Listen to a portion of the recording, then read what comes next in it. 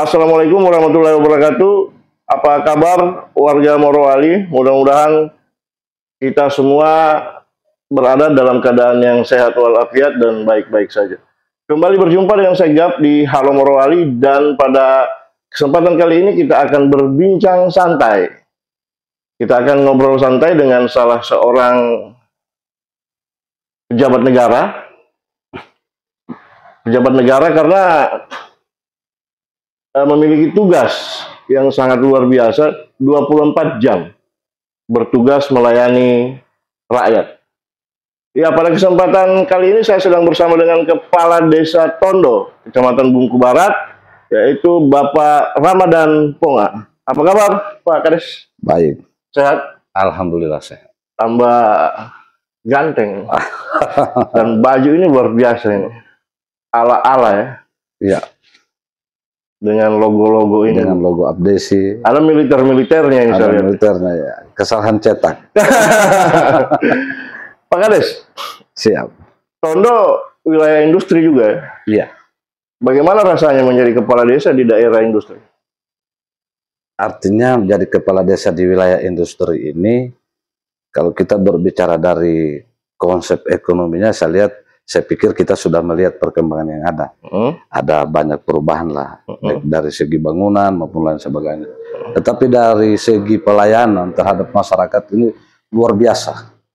Luar biasa, begitu padat, sehingga kami di sini berkantor dari jam 8 sampai jam 4 sore. Jam 12 pun kami tidak off. Ketika kita berada di Desa Tondo, tidak ada off. Kecuali jam 4 sudah jam pulang, baru kita pulang. Pelayanan publik ini kita laksanakan tidak hanya melayani warga lokal, kita juga melayani warga yang dari luar wilayah. Ada yang berdomisili di desa-desa lain, tetap kita layani. Tetap kita memberikan pelayanan yang terbaik. Artinya banyak warga berdatangan ya ke Desa Tondo, Pak Kades ya? Banyak sekali. Mereka sudah legal, sudah domisili? Ada yang sudah berdomisili di Desa Tondo, beralamat Desa Tondo. Ada juga yang kita layani dari desa-desa lain. Meminta domisili di sini? Meminta domisili di sini, meminta rekomendasi untuk bekerja di perusahaan. Kita berikan domisilinya, kita berikan rekomendasinya.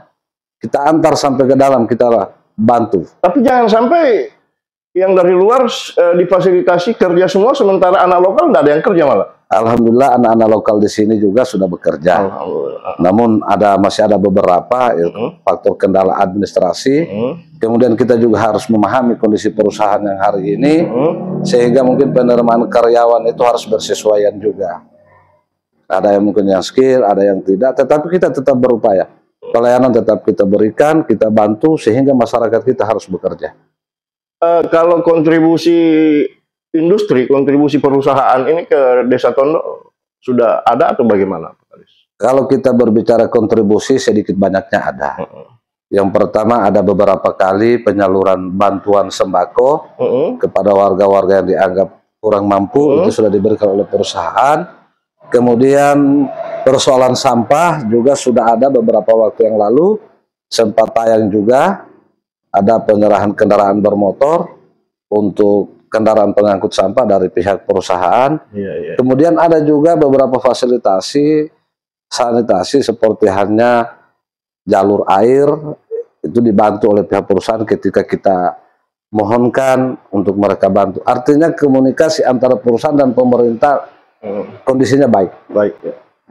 Pak Kades, sebagai seorang kepala desa yang bertugas, yang mengabdi di wilayah industri, kalau menurut Pak Kades, dari pemetaan yang Pak Kades mungkin pernah lakukan, apa sih masalah terbesar yang dihadapi oleh Desa Tondo? Saya pikir kalau masalah yang terbesar yang akan kita hadapi ke depan, tentunya di sini ada penyempitan areal pemukiman. Ini aja yang akan menjadi kendala ke depan. Bagaimana warga kita ada keluarga baru, mau buat rumah sudah tidak ada tanah, mau beli juga dengan harga yang tinggi, sepertinya mereka tidak mampu untuk membeli itu. Tetapi kita pemerintah tetap akan bekerja sama dengan pemerintah daerah dan perusahaan memikirkan itu, karena kita tidak ingin juga terjadi kesenjangan sosial betul, di masa datang. Jadi kira-kira solusinya apa itu, Pak? Ya, solusinya akan ada mungkin penambahan wilayah. Penambahan wilayah. Misalnya kita ajukan untuk penambahan wilayah dusun, ya kan? Nanti kita akan petakan lokasinya di mana, sekalipun jauh. Nanti kita akan bekerja sama dengan pemerintah dan perusahaan untuk membuat akses, sehingga aksesnya lancar. Gitu ya. Walaupun terpisah, kemudian kita juga harus mendorong pihak PLN nantinya. Karena ya kita punya perencanaan ke depan untuk itu. Bagaimanapun itu adalah menjadi bagian tanggung jawab kita untuk memikirkan sehingga anak-anak kita ke depan mendapatkan tempat dan perlindungan yang sama. Baik. Jadi itu masalah dan jalan keluarnya, Pak. Iya. Perencanaan jalan keluar. Pak Kades, sebagai kepala desa tentu gabung di Abdesi juga ya? Iya. Di Abdesi sebagai organisasi asosiasi pemerintah desa, Pak Ramadan di Abdesi apa posisinya? Posisi masih anggota. Masih anggota. Masih anggota.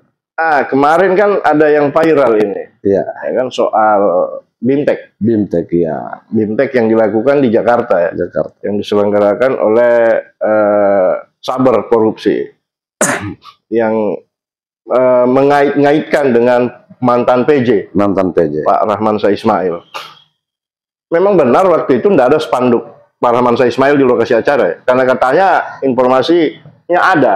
Padahal sudah bukan PJ lagi. Iya. Nah, ini juga sudah pernah diklarifikasi oleh Ketua Abdesi, Pak Asnan Asad. Tapi saya ingin mendengarkan klarifikasi yang lain. Jadi memang pada saat kita berada di tempat itu, tiba-tiba saya lihat di grup. Ada salah satu oknum yang memposting itu bahwa di acara BIMTEK itu ada terpampang baliho PJ Bupati Pak Rahmansyah waktu itu. Lantas kemudian saya foto. Saya foto gambar itu, dan di situ tidak ada, Pak.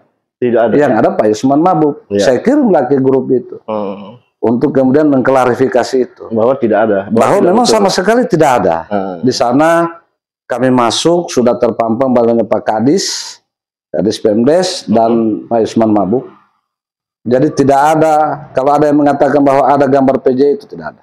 Mungkin efek dari proses pilkada ini barangkali, isu-isu politik ya. Isu-isu politik. Saya pikir biasa saja. Nah, kita kan mau pilkada ini Pak Kades ya, 27 November. Kalau jadwalnya KPU ya.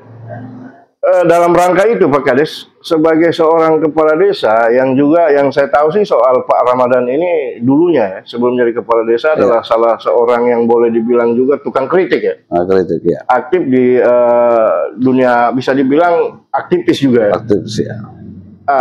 Tentu memiliki pemikiran yang kritis, itu sudah pasti saya yakin.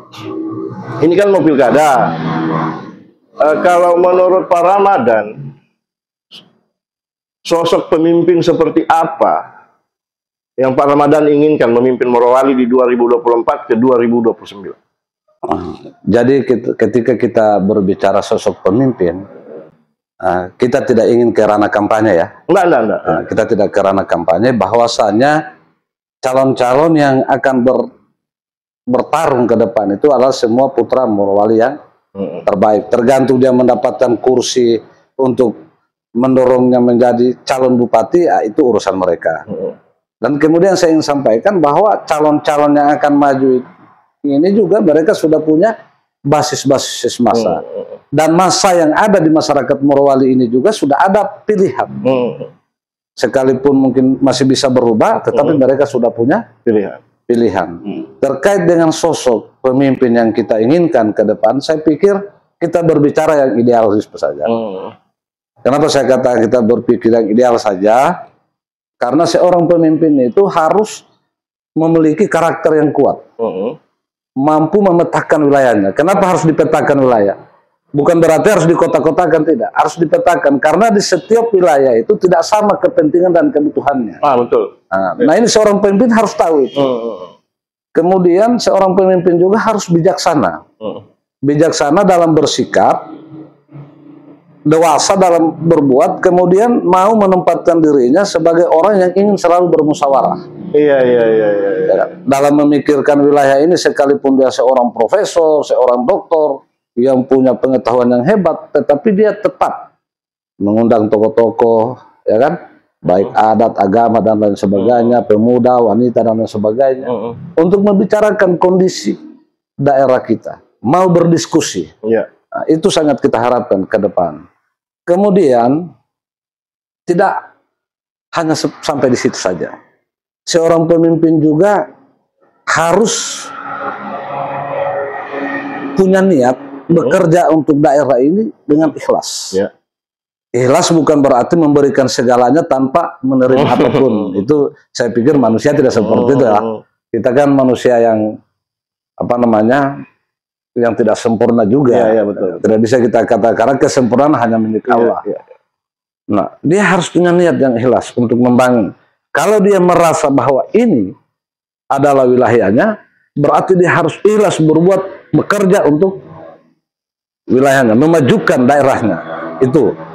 Kemudian seorang pemimpin setelah dia memiliki rasa ikhlas untuk membangun daerahnya, melihat potensi-potensi yang ada dan masalah-masalah yang ada, dia harus bekerja. Bekerja harus cepat. Geraknya harus cepat. Mohon maaf kalau ada tagline-tagline yang bersesuaian dengan saya punya bahasa ini. Tetapi kita tidak mengarah ke sana.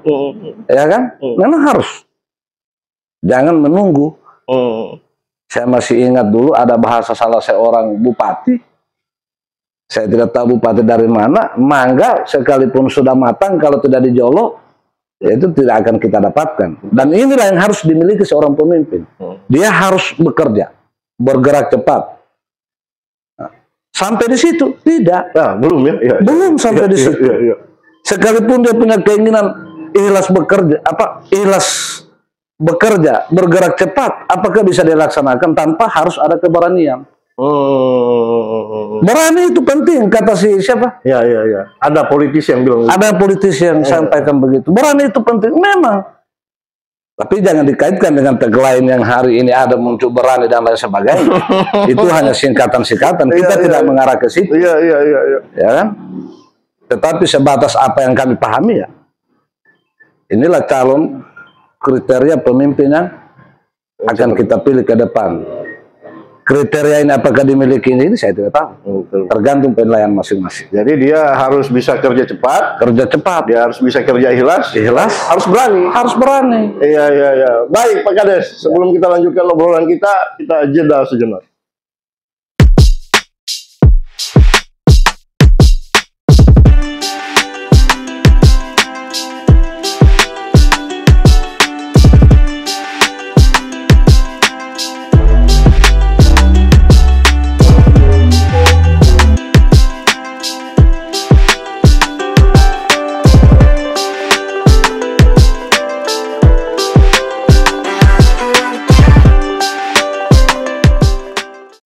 Baik netizen yang budiman, balik lagi masih bersama saya Gap di Halo Morowali dan ngobrol santai bersama dengan Kepala Desa Tondo, Bapak Ramadan Ponga.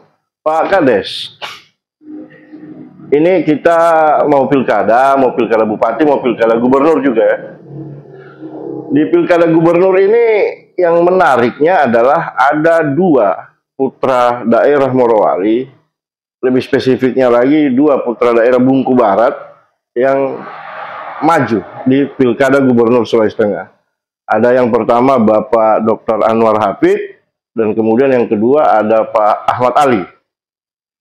Nah, bagaimana Pak Ramadan melihat itu?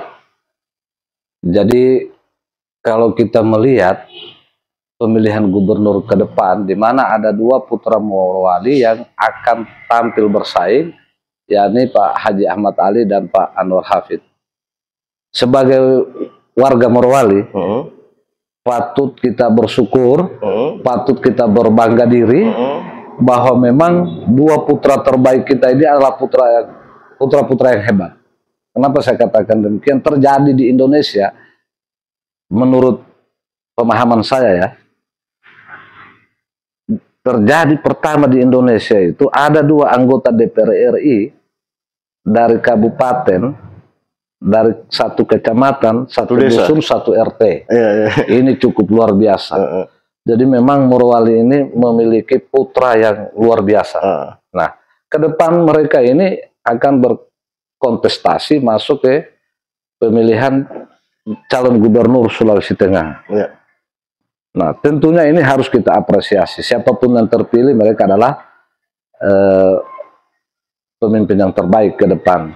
Yang saya ingin garis bawahi, saya ingin menyampaikan kepada masyarakat Morowali bahwa terjadinya perhelatan politik ini, kita jangan terfokus pada kepentingan untuk pemenangan, tetapi lebih kita berpikir bagaimana situasi, kondisi dan keamanan masyarakat Kamtipmas di wilayah Kabupaten Morowali ini tetap kondusif.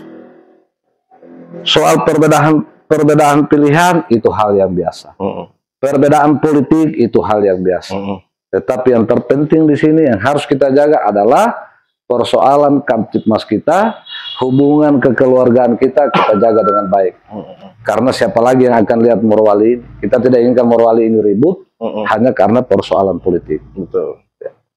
Pak Kades, sebagai kepala desa apa yang Pak Kades harapkan untuk Desa Tondo dari hasil pilkada Bupati Morowali ke depan dan dari hasil pilkada gubernur ke depan? Apa yang Pak Kades harapkan untuk Desa Tondo itu?